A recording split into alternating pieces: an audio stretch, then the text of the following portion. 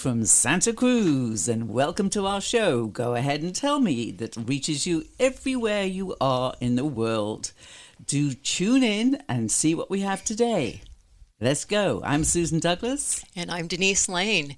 Today's guests, Laurie Schulman and Jordan Best, are two extraordinary women whose voices can lift hearts, command a stage, and soothe a child to sleep, sometimes all in the same day.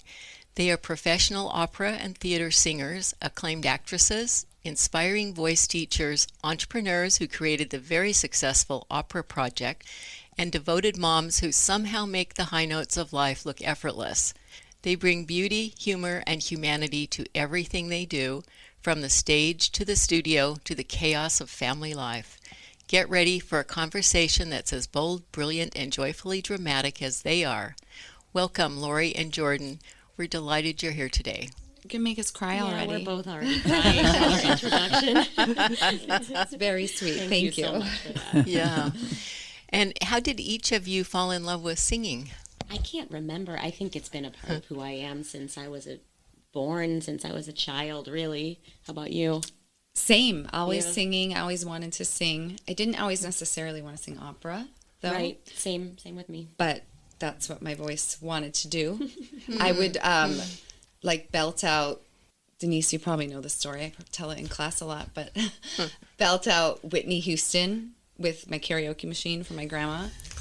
And I could not hit the notes the way Whitney Houston does. That's difficult. And I would always flip my voice. It would always flip and go higher and higher. And I was trying to sing all the wrong things. And then I had a teacher that was like, oh, you should sing this. I mean, I think my story was similar, except that instead of Whitney Houston, it was Annie. Well, of course. Hello. So red hair. Yeah, right. Started out in musical theater and really didn't discover opera until later. And same thing. That was just kind of what my voice. It was a relief when I first did it. Yeah, it was like, oh, but that's easy. Mm-hmm. Yeah. Well, you were actually intimidated by opera for a while. For me, I was not. It wasn't on my radar. I mean, I think the interest, like my grandparents were really interested in opera.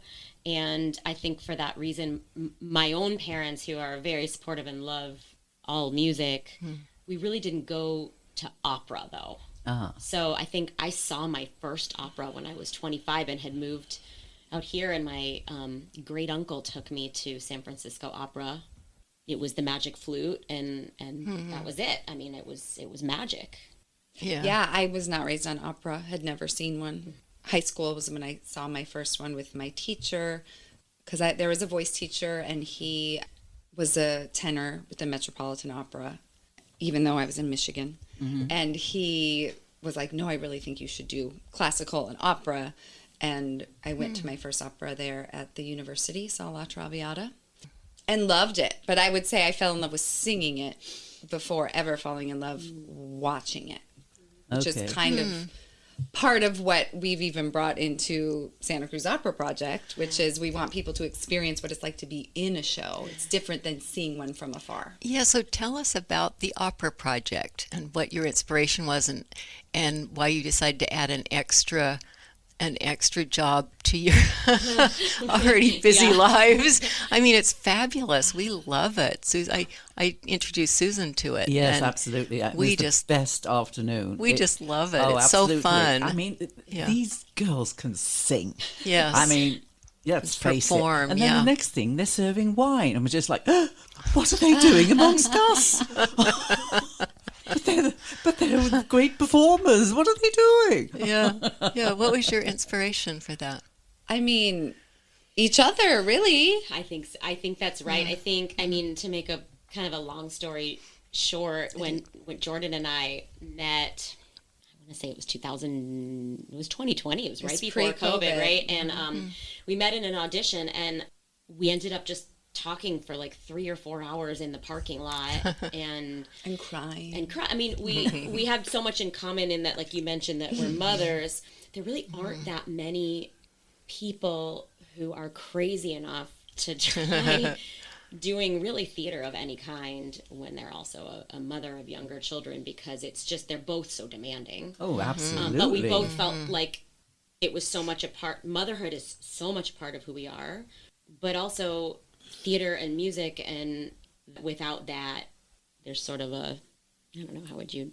There's just something missing, Yeah. and there was nothing around that made it so you could do both. Right. And on top of that, I will say, meeting Lori at these auditions, and being at an age where I'm just kind of sick of going by these rules that you have to go by and not wanting to play that game anymore. And I just want to sing, and I just want to sing with people. I want that connection. And I wanted that connection together. And we were always going for the same role. And I was annoyed by that. Women are commonly pitted against each other in this, but in a lot of things, you know. And the reality is there is room for more than one woman. Well, and most shows are like Yeah. 8 to 10 men and 2 women. And different voice types. You would Really? never have 2 Wow. sopranos. Ah, Very few operas have. So it Yeah, was when you like, think let's about do it, something together. Yeah. And I wanted to sing. We wanted to sing together. and it works. And It that's- Yeah, and works it works. beautifully. Well, and, you know, not just us, but there are so many wonderful women and men. Yes. But the reality is that, you know, you go to an audition and I don't know, what do you think the ratio is? There's been studies on this, you know, 10 women for every 1 male that comes into an audition, and there might be 6 roles for men and 2 for women. So how is that, Yeah. you know? Yeah. And so there's a lot of hidden talent out there. Yeah. And even in Santa Cruz, that's what it's kind of an ongoing joke where we put it in a couple of our shows where it's like, oh, wow, really? You're from Santa Cruz? Not just us, the whole cast. And from Santa Cruz, local. There's a lot of talent here. And there's so Absolutely, much it's talent here. adorable. And people Yeah. can't believe it. They're like, Yeah. you're as good as the singers I heard in New York. It's like, well, we have the same training, you know? Yeah, It's that's like, what- we're that- just not there. We've chosen to live here. Yeah, that's exactly what Yeah. Charles Passernack said. Yeah. Yeah, he said there's so much talent, and he wants the Santa Cruz Shakespeare Company to use local talent. Yeah, so it's fabulous. Because it really is there. Yeah. And you guys are so creative in what you do at the opera. I mean, how long does it take you to kind of revamp the opera with the costumes? You come up with these cool costumes and all these innovative ideas. I mean, it's amazing. You're so creative.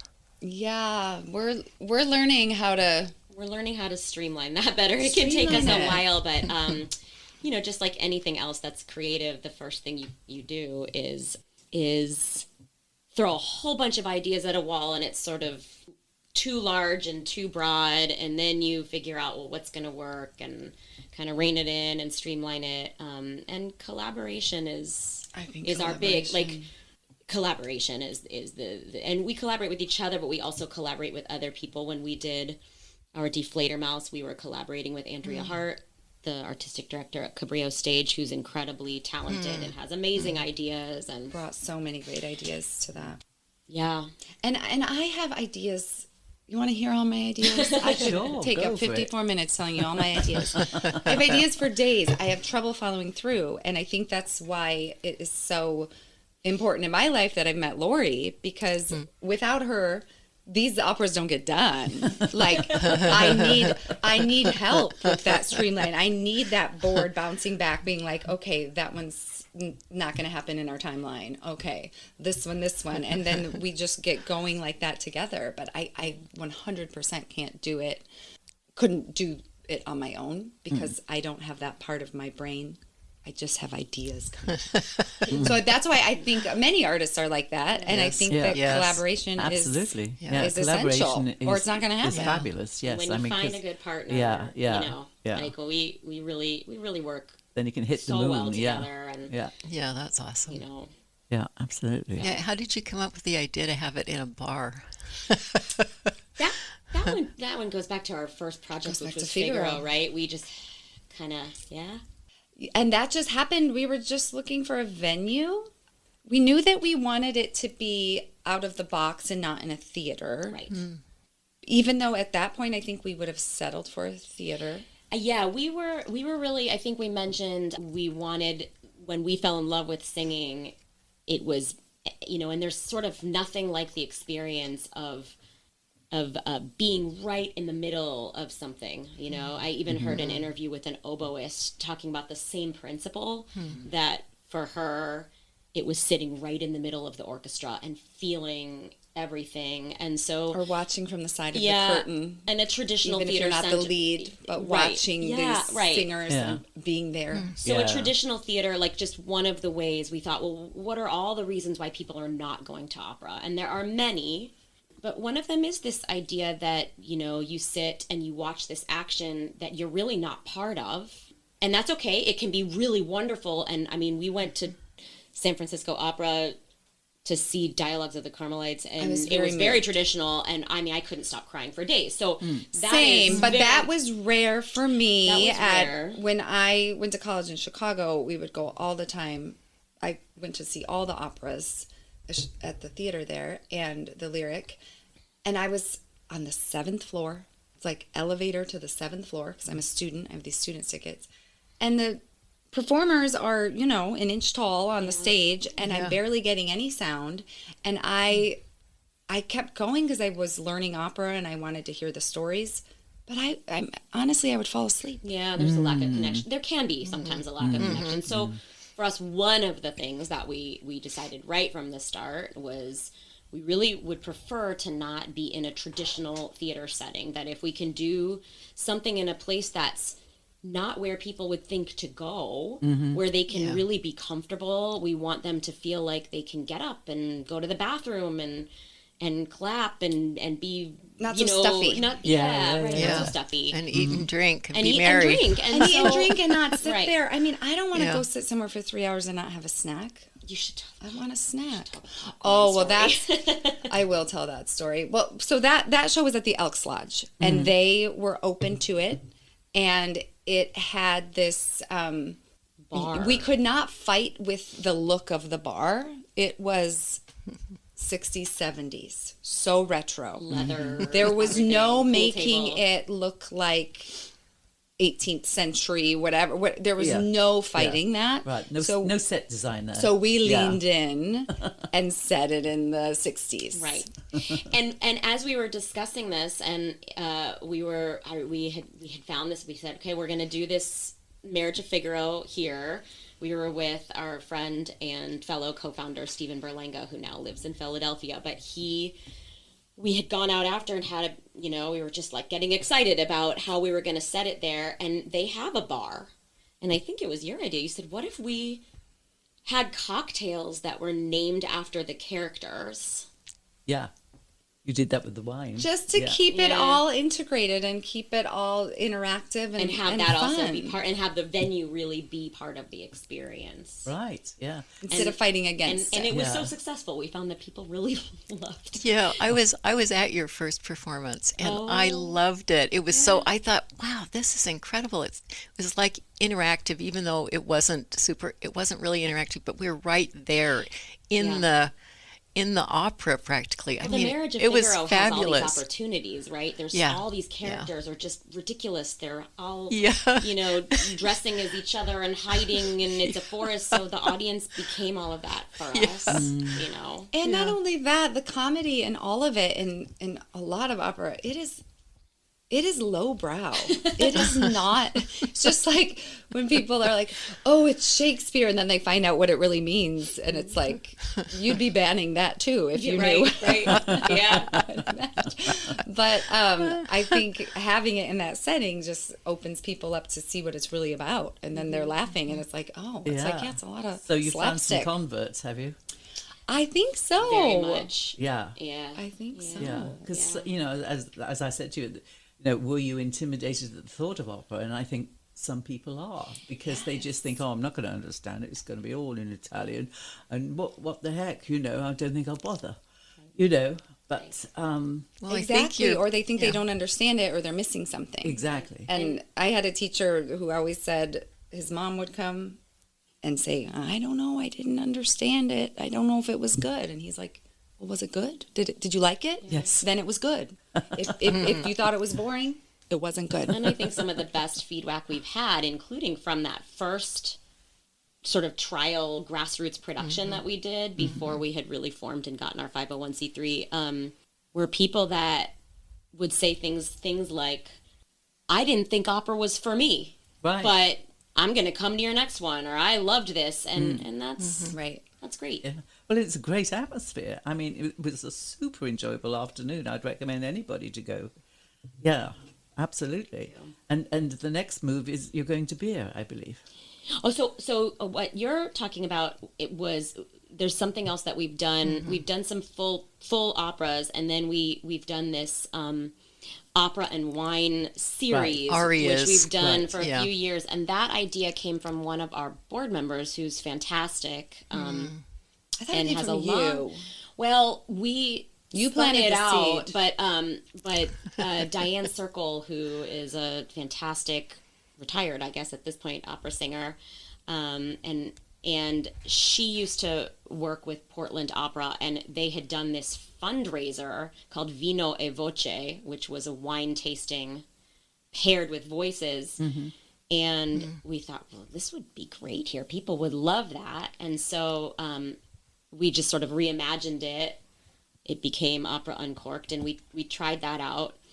Picked 6 singers. We talked to local wineries, and it really works because you're talking about the notes of the wine, and you're pairing the wine with the singing, with each individual song and singer. We also talked about like how each singer's voice has all these different colors there's in it. various types of singers, as there are various types of wine, so that pairing works really well. And what's been fun is that for that, people who have loved opera for years, they love it. They're experiencing think arias in a different way, but it's also an educational tool for people who may not have, and they're going to get these little snippets and really learn about it.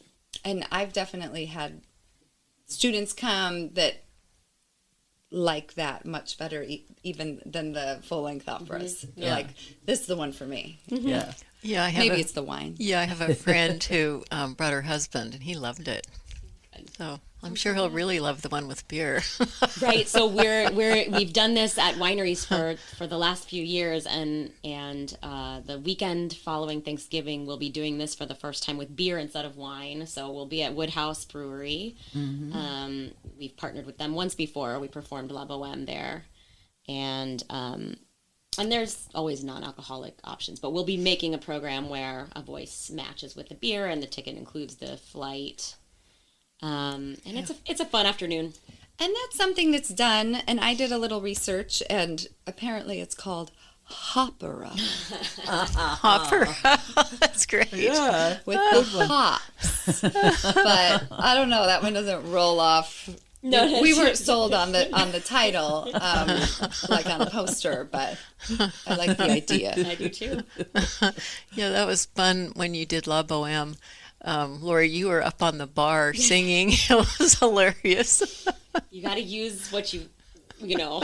Yeah. Yeah. And we were just thinking, I was just listening to Boheme, and I was thinking about when we did it in Woodhouse, and it's at the end of Act 1, and they're all excited to go out, and they were like, Woodhouse, Woodhouse, Yeah, Woodhouse. we switched some of those words. Yeah. It was so much fun. Yeah. Play on it. Why not? Yeah. Yeah. So with your emphasis on garnering local people, what's the criteria? What have they got to meet for you to be part of the ensemble? Well, it's a good question. It's there is a balance there because we're trying to make opera more accessible and more accessible to singers as well. However, there is a thing with opera that is different than, say, if you were doing acting or something, where you really need the training. Yeah. And same, even music theater. You could take somebody who's never been in a show, and they can be in a music theater show, and we can help them with their voice and stuff. But with opera, it really takes a certain amount of training to be able to do the roles that we're doing. So there is a balance there. So I would say, I'm not saying they have to have a degree or they have to da-da-da-da, but they have to have sung opera enough to have it in their voices. Right. Yeah.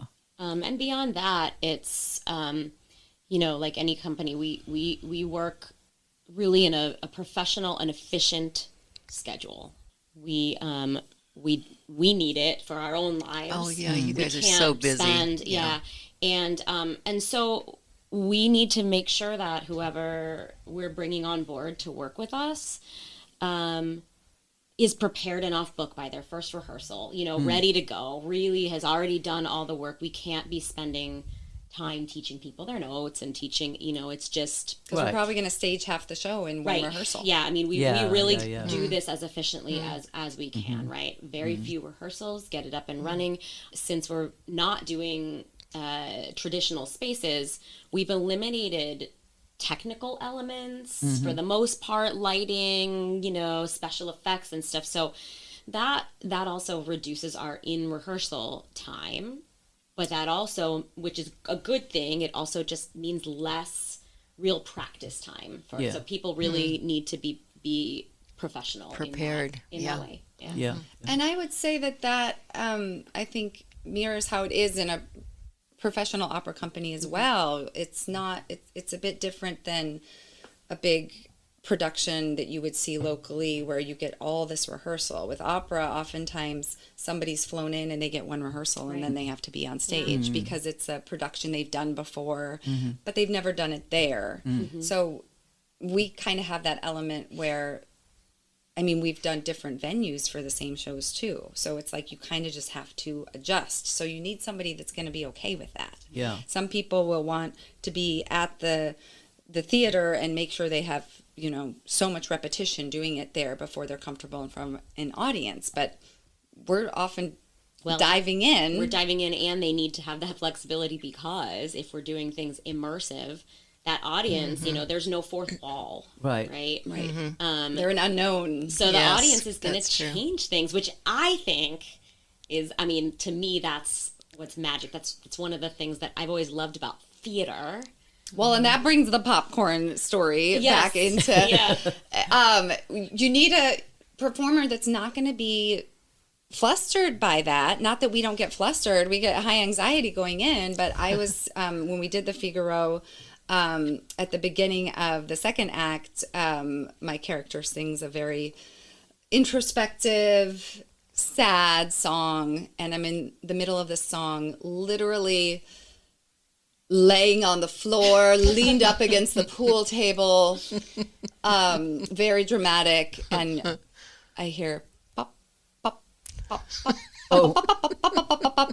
Somebody in the intermission had made a new batch of popcorn. Machine. Yeah. So as I'm like pouring out my heart and soul, the popcorn machine's going in my head. I'm like, what is that noise? What is that? And I finally realize it's the popcorn, and I just stay where I am. And, after the fact, I'm like, I wish that I would have walked over and ate some popcorn. But I know. It just wouldn't have worked that way. Right? And flexibility. And you know what else I remember from that was... the two of us getting ready to carry a bench on for our duet, and Jordan's kids were there that night, and their dad was too, but kids will always go to their mom. And right before we walked on, one of Jordan's sons came out and was like, "Can I have a snack?" Mom, I'm hungry. Can I have a snack? And we're walking on stage about to sing Sul aria. I'm like, I'm going on stage. Ask your dad. That's it. They just don't get it. Right. Speaking of kids, do any of your children have the music, the drama performance gene? I think we do. Yeah, your son. I have three boys. My oldest is a no way. Very shy, does not want to perform. He might someday, though. I think he'll make a great director. What age? What age are they? That's Lennon. He's 14. Nice name. And then Elliot is 12 and shocked me this summer. He does performances at school and stuff. And he sang a solo this summer and hit notes I didn't know he could sing. He sang Immigrant Song. And he was like, what? And just like, what are you doing? Who is this kid? It was amazing. But won't sing in front of me. And then my youngest, Lincoln, is 9, and he sings from the second he wakes up in the morning. You know he's awake because he's full blast singing. And just has a beautiful voice. Doesn't want to hear any tips or anything from me about it. And he does acting. He was in the Shakespeare Christmas Carol. Tiny Tim. Oh, he's Tiny Tim last year. Yes. Oh, I He's saw doing it that. again this year, That right? was your He's son. doing it again this year. Oh, okay. Mm-hmm. Great. And Lori's daughter is in a show right now too. My daughter, my older daughter, Hayden, is 10, almost 11. She's been dancing since she was 3. She does competitive dance, but seems to have been bitten by the theater bug as well in the last year or two. And she's in the Cabrillo Fall play Metamorphosis. She's the only kid in the show, and it opens November 1st. She's having a blast, and she's doing great. And my son, he's 7, almost 8. He is terrified of performing. It's not his thing, but he's very musical.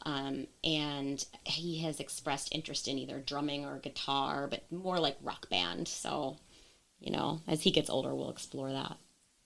Yeah, well, And there it is. It's in the blood. Whether they like it or not, right?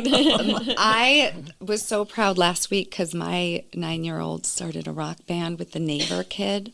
Maybe Eli can join. And they've been playing because my son drums, and the dad next door also, he's a professional musician, and he plays with them, so I think he makes them sound kind of good, so that makes it fun.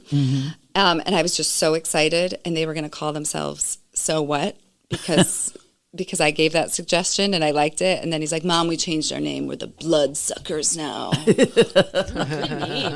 was like, okay. But anyway, yeah, rock. I think we don't have any opera lovers in our houses. No opera lovers. No. They avidly tune me out when I'm practicing. So that's, Yeah. yeah. Oh, Yeah. my goodness. So you guys also are performers. Yeah. So Susan and I went to your performance, Into the Woods, and we loved it. It was great. And I was wondering how you did that when we went on a day when it was really hot. And you guys were in full costume, wondering how you survived that. Because we were hot and we weren't wearing those heavy costumes. You were in full, like head to Very toe. heavy costumes, I was like, I don't know how you guys are surviving. First of all, both of us had an absolute blast being part of that production. And Shakespeare Santa Cruz is such a wonderful company. It is. Yeah. I know you it had is. Charles on here. Every company member, it's a real value of theirs to just have, really good people. And we found Pure that sunshine. it was just a lovely artistic experience, emotional, everything, right? It was great. The outdoor theater can be a challenge. Yeah. There were some really hot days. Our fantastic people backstage we had big coolers of ice packs, and every time you come off stage, they'd give you a fresh ice pack you could shove in your costume, and we drank a lot of. And for us, I feel like we just had it easier than most of the cast because we had breaks. It's like I felt so bad for the ones that were on there the whole time, and just you have your moment on stage with them, and they're pure dripping in sweat, and it's just but drink your Santa Cruz fluids. weather, right? Is that it can be like that. It can also be very cold at night. The beginning it was so Nighttime, cold. We yeah. had Tech Week at night, and I remember being out there with like frozen fingers at midnight. Jeez. And Lori's fingers would turn like I lose. I was worried about her. I was like, your costume needs to have one of those little muffler things. Yeah. So at the beginning, I thought it was going to be cold that we were worried about. And I had a cough at the time that the cold made it worse. And I injured a rib from the coughing. Oh, my Lord. That's It was wonderful. that Yeah. feels like a long time ago. But I can't believe we were battling the cold at the beginning. Yeah. Yeah. And then it was the heat. Yeah. But luckily the dressing rooms were air conditioned. And just like we were saying before, adrenaline will get you through Right. anything. Yeah, that's true. those days, if we had a really hot matinee, I was just toast when I got home. So, the night, It was I would exhausting. feel it then and crash early. And Yeah. So anybody outdoor performers, I have so much respect. It's performing's hard, and I feel like that doubles it. Yes. The energy that's needed. So when it comes to your own shows, how do you curate them? For ensemble, for comedic scenes, for arias. How do you curate them around? Maybe going to the brewery or. Oh, I see. Like if It's like we're what we have making to do right now. an adaptation. Yeah.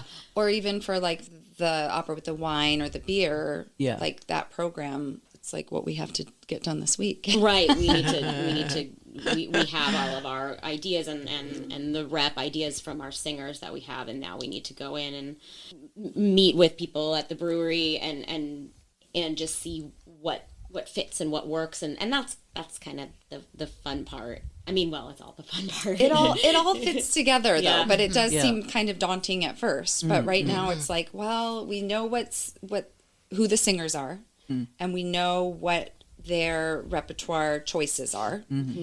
And now we're at the point we need to know the beers, or at least hear the descriptions, Yeah. or just get ideas, and then we can draw connections with what they're going to pair with. And then once we have that, it's like, okay, well, we've got a lot of this mood, let's put in we're going to need something that's comedic. Let's put Right. we'll put in a palate Wanna vary cleanser it. that is going to be funny, or it's all a little heavy, let's put in something that's lighter, we'll put in some music theater. Right. Just really thinking about what the audience is the journey that they're going to be on. Right. And for example, because many of your listeners don't know, different voice types within. So when we did this, I think at MJA Winery, I think where you came last year, worked with someone there named Stephen Miller who knows wine really well. And we came in and we purposely picked 6 singers, all with different voice types. So, I'm a coloratura soprano. That's the lightest and sort of sings sparkly and very fast moving. So that's an obvious pairing to me that's going to be with a sparkling wine. Yeah. But then beyond that, it was like, well, we had a mezzo. She was singing Habanera from Carmen. It's richer. It's a little bit more complex, right? And you can hear as I'm talking, right, the voice is a little bit velvety. So immediately you're going to, well, that sounds like a red wine, right? And then, we talked to Stephen at MJA, and he was great. Immediately he's like, oh, that would be either this wine or this wine, and it has those same notes. It really makes sense. Right. To So once me. again, collaboration. Yeah. Yeah, So absolutely. we'll do that, and I Wonderful. think with beer, it's a kind of a similar concept, and there's light beers and amber and maybe even sour beers, who knows, right? So it'll be fun, and we'll kind of see how that So if it transpires. was a sour beer, maybe they'd be having a fight. It would be Right, what song would you pair with a sour beer? Oh my gosh! I've Off never- the top of my I've head. never Off the heard top of of your head. I've never heard of a sour beer. Well, I'm a fight. Yeah, I put you on the fight in an spot. opera. Come on, quick! Give me, It doesn't have to give be me some opera, any ideas. song. Yeah. Anyway, that's kind of where we'll be going with that. Be careful, it'll keep you up at night Yeah, trying to yeah. think of it. Right? Wait a minute. Yeah. That's so fun. Oh my goodness. So, how do you actually, when you stage it in a brewery or a winery, do you create space? Do you have to get the seating different, or to create that little stage that you need? Yes. Yeah. I mean, we have to use the space as it is, obviously. Yeah. And then it's about going there and scoping out what's going to work. So we've done, I mean, everywhere we've been, we've had to rearrange the furniture. Yes. Yeah. Yes. So we always do that and see where the audience is going to sit. Sometimes we've had a separate stage, and sometimes we haven't. It just depends on the piece as well and where it's going to take place. When we did Fledermaus, it took place at a winery, and we were at a winery, so we didn't feel the need to have a stage. As long as everybody can see us. We did Coffee Cantata was the same way. We did Bach's Coffee Cantata. We did that in a coffee house, which really was the way. It was at Mariposa Coffee. And we they were sitting at a table right in the middle of everybody, because that's where it would take place anyway. Right. Right. That's the one we probably changed the least. Right. Because Yeah. it just pretty much stayed a cafe. Yeah. Okay. Yeah. So how many do you have sing typically? 6 you said you mentioned, or do you have more? For the wine and Yeah. do we have how many do we have For this time? when we do our opera uncorked series, or like our arias and wine or arias and beer, that's 6 singers typically, plus a pianist, and we have a violinist, so to add that texture. Yeah. When we do our operas, it really depends on the work. Coffee Cantata only has 3 people. Okay. Fledermaus, how many? That was our biggest cast. Yeah, you had quite a few in that OM, one. I think, was 7. Yeah. I think Fledermaus we had 11. But we're generally, because our small spaces and intimate venues, which we want to keep for the audience experience, we have to reduce cast sizes. Right. Yeah, because we don't want the cast to be bigger than the audience. Yeah. So I guess it does depend on it depends on the opera. Sure. Right. Yeah. So your performance, are they ever kind of uncomfortable with being so close to people? It's an adjustment, It's an I will adjustment. say. It's definitely an adjustment, and it's not what we were trained to do. You're No. trained to have so much space Right. and to get your voice out And ignore to the audience. back, Yeah. and to Yes. the back Yeah. of the venue. And also, it really changes your acting too, because I think opera acting is known as being pretty bad, but there is a reason for it. If you go back when I'm saying I'm in Chicago on the 7th floor, if you're doing really subtle acting, it's not being picked up. It has to be, the emotions have to be larger than life and larger than you feel. So you're going to do these sweeping gestures with your hands, and you're going to do these dramatic things that people make fun of opera being. But it has to be that, because it's such a big venue and it's a different type of acting, which to me always felt false, and I didn't like it. I didn't want, I felt cheesy and it felt false. But when it's up close, it's different. It's a lot different. I forgot what the original question was. Well, if it makes No. people uncomfortable. Yeah. So yes. So you're right there next to people. You're looking at them. They're looking at you. I would say You get used to it. you get used to it, and I'm comfortable if they're comfortable. What I really don't want is an audience member not being comfortable. So you have to read the audience and know who's sitting there likes you to interact with them and who doesn't want you to. Because the last thing I want to do is make an audience member not feel safe. Yeah. I think we've been, our performers, like people that have worked with us, I don't know if it was always like this for them or they grew to this, but they really enjoy that contact with the audience. It's a reminder of, and being flexible and needing to change in the moment if the reaction is different than what you were expecting, and that feeling of playing off of them. It's really exciting, and I think it just makes you even more deeply invested in your character's arc and as a real changing thing, not as something that's sort of becoming robotic. Yeah, you two have so much experience performing in theater and opera. What's your favorite part about performing? I mean, you have such a wide range. It's very unusual. Usually people choose one or the other. Yeah. Connection. And connection in a lot of things, right? Connection with your other people performing, connection with just anyone who's in the room that day, audience, engineers, because you've had this shared experience, and then connection with the art itself, which comes from all the practice and all the preparation. Yeah. I would agree with that. And it's changed for me as I've gotten older, and I didn't perform for 8 years after I had kids, like at all, and thought I was done. And it really changed for me and felt selfish almost to perform. And like, I didn't want that anymore. I didn't want the attention. I didn't want something shifted. But then deep down, I needed to perform. And that's when it made me realize, like, why do I want to do it? What is it about it? And it is that connection.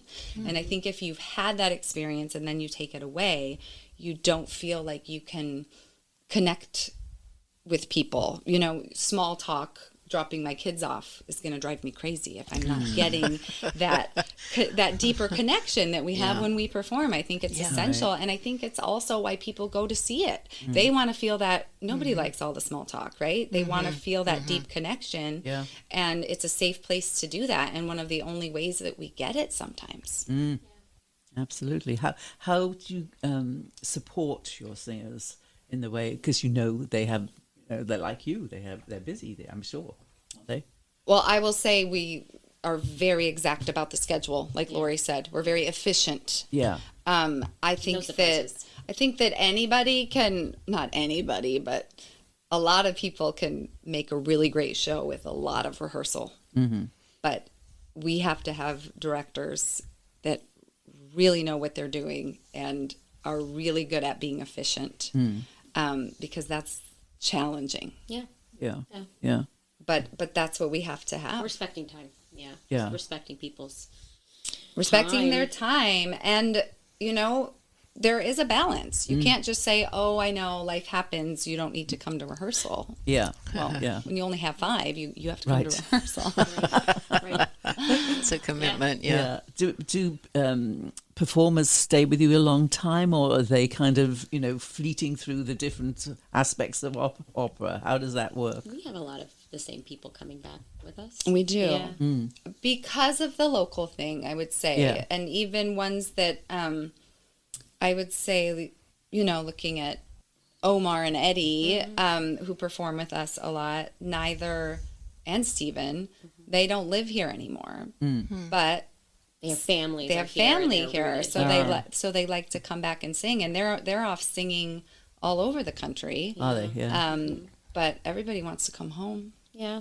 Yeah, plus Ain't you nothing probably like all it. feel very comfortable working together because you've worked together before. Yeah. Well, It there's makes it something easier. to be said for that. Makes it And when easier. you need to trust in these situations with very little rehearsal, you want to trust your cast. The people that you, that can get it. Yeah. How about costuming? I mean, And that's Jordan. okay. I love costuming. Jordan's great at it. This is not my specialty. For me, it's really important to me because we are, if we're in a bar right next to it, the costumes have to make sense for the character for me. Right. And it really adds. It really adds. So even a tiny detail that somebody might not notice, I notice. Yeah. I will notice my shoes. I will have to change my shoes even though nobody notices because my character changed and would never wear those same shoes and little things like that.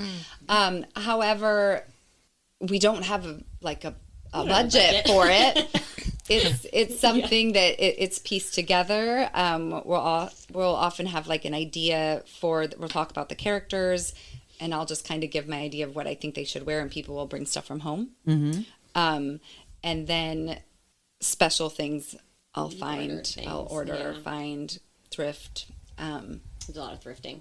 It's really fun. I have a very small house and a very full attic with all the bins from... We have a growing amount of bins in my storage area too. Props and costumes. Fake tattoos. That was a big part of my character in Bohème.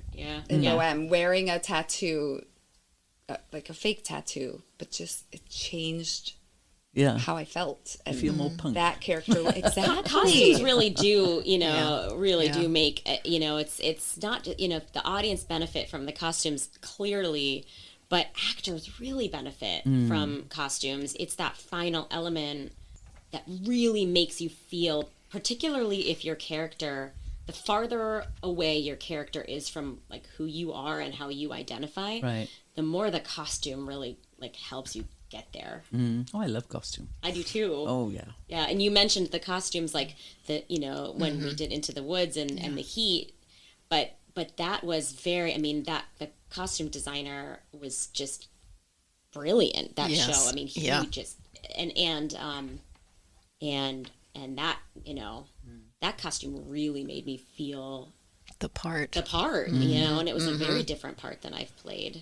Does color come into it? Because I used to make films, and if you wanted to impart a certain emotion, then the shade of clothing and the set design would turn to a certain color. So I feel does that happen for you guys? I think so, or more like a color palette, or we've definitely we've definitely been very specific about color with all of our shows that we've done. I would say Fledermaus, there was that pink theme that was coming back. That was more Andrea's idea with the set and props and some costume pieces.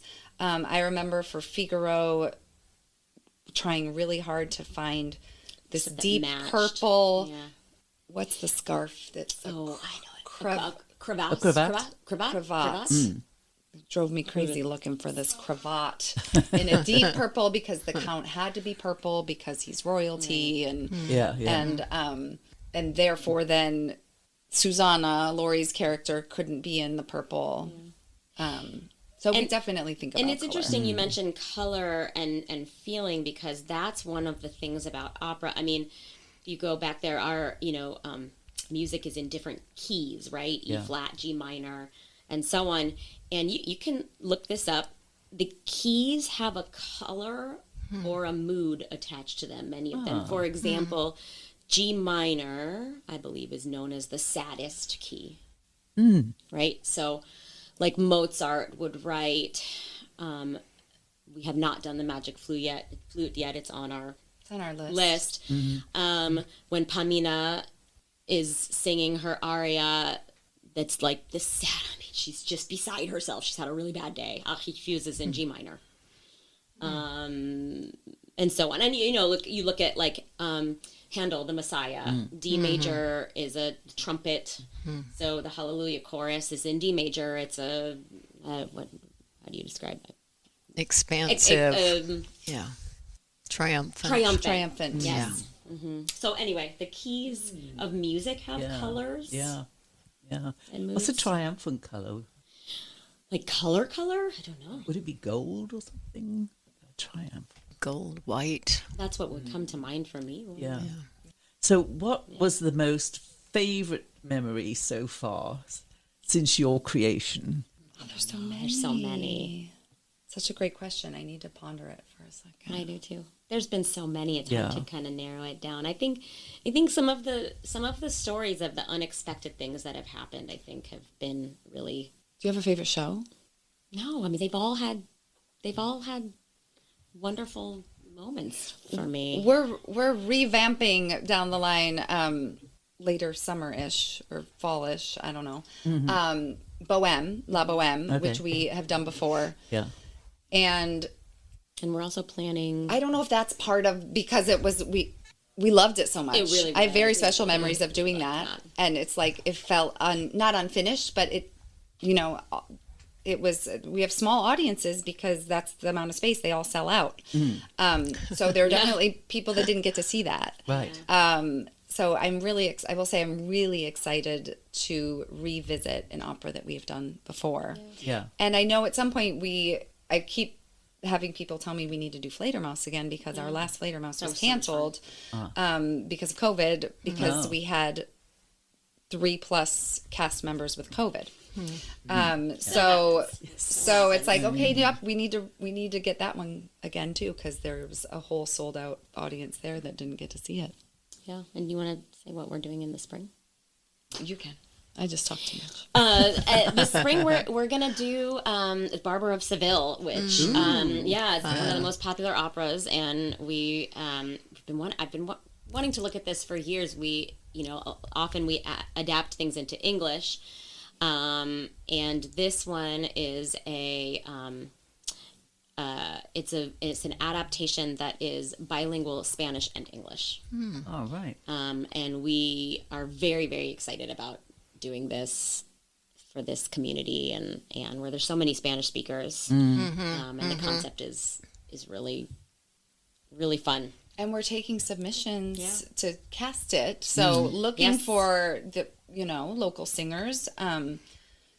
Yes, we're currently in the casting process for that right now. So if anyone on your show is listening and is interested, so they can check our website. In Spanish yourselves? I'm not. My children are. They're in the bilingual program. But we're, you know, if we're doing an opera in Italian, I'm not fluent in Italian. Well, that's true. You learn I'm the not words. fluent in French. Yeah. Language Yeah. in opera is part of the Right. deal. Right, you have to and speak this it, adaptation yeah. is in English and Spanish, and when we're casting this, that there are specific roles that need somebody who is fluent. Who in is a both. Spanish. Right. Yes. You know, we are not performing in this. We'll be doing production stuff. Yeah. Ah, okay. Yeah. Yeah. Yeah. So I'd also like to point out that you two are both wonderful voice teachers. And I met you, Jordan, at, I think it was the first class that you taught at Cabrillo. I have a favorite teaching moment. One of my favorite teaching moments is with Denise. Oh, really? Go Yes. for it. Tell us. Oh, just one of my favorite moments. Working on belting.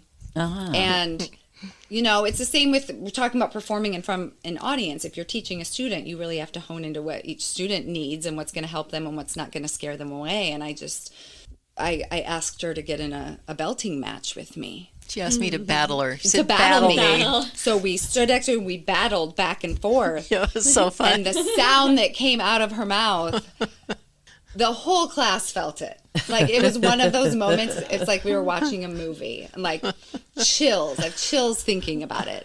And just that battle with Denise, one of my favorite teaching moments. Yeah, I went home and I was vibrating. It was so fun.